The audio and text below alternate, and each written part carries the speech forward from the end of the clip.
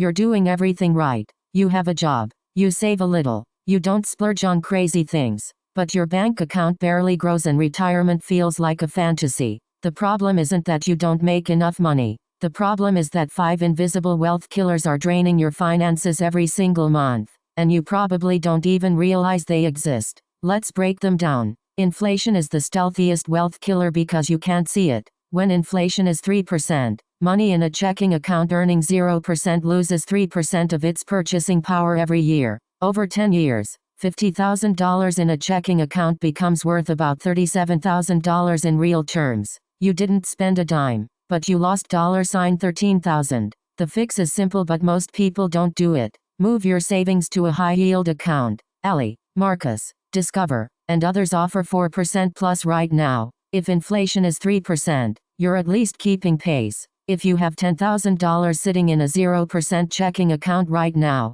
moving it to a 4.5% HISA earns you $450 this year. That's free money for 10 minutes of work. For long-term money you won't need for 5+ years. Invest in broad index funds. The stock market historically returns 7 to 10% annually. After inflation, your real return is still 4 to 7%. Money in a savings account loses to inflation. Money invested outpaces it. You got a raise. Congratulations. Now here's the question. Did your savings rate go up? Or did you just buy nicer stuff?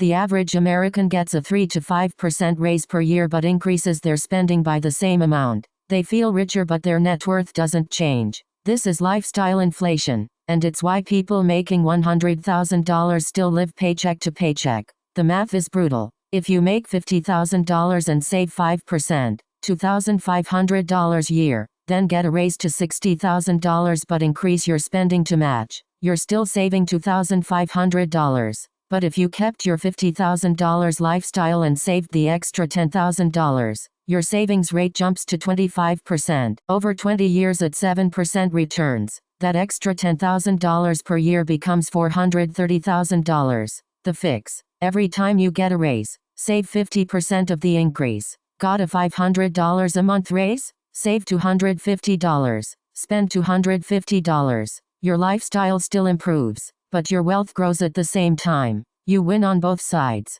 Compound interest is the most powerful force in finance. When it works for you, in investments, it builds wealth exponentially. When it works against you, in debt, it destroys wealth exponentially. $5,000 in credit card debt at 22% APR, paying only the $100 minimum, takes 28 years to pay off and costs $12,000 in interest. You pay more in interest than the original debt. That's compound interest working against you. The same $5,000 invested at 7% for 28 years becomes $38,000. The difference between debt and investment isn't just the direction, it's that the debtor pays for decades while the investor waits. Same math, opposite outcomes. The fix is aggressive. Pay off high-interest debt before doing anything else, even before building a full emergency fund. A 22% credit card APR is a financial emergency. Every dollar you carry in credit card debt is a dollar losing 22% per year, guaranteed. No investment reliably returns 22%.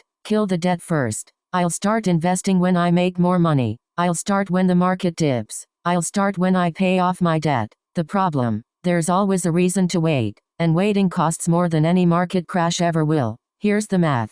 Person A invests $200 a month from age 25 to 35, then stops. Total invested, $24,000. Person B waits until 35, then invests $200 a month until 65. Total invested, $72,000. At 7% returns, person A has $245,000 at 65. Person B has $244,000. Person A invested 1/3 as much money but ended up with more because they started 10 years earlier. Time in the market beats timing the market. Every year you wait, the cost compounds. Waiting until 30 instead of 25 costs you roughly $150,000 in retirement. That's $30,000 per year of procrastination. The fix: start today. Open an account at Fidelity or Vanguard. Buy VTI or VU. Set up automatic $50 a month contributions. You can always increase it later. The amount matters less than the starting. A perfect plan started late loses to an imperfect plan started now.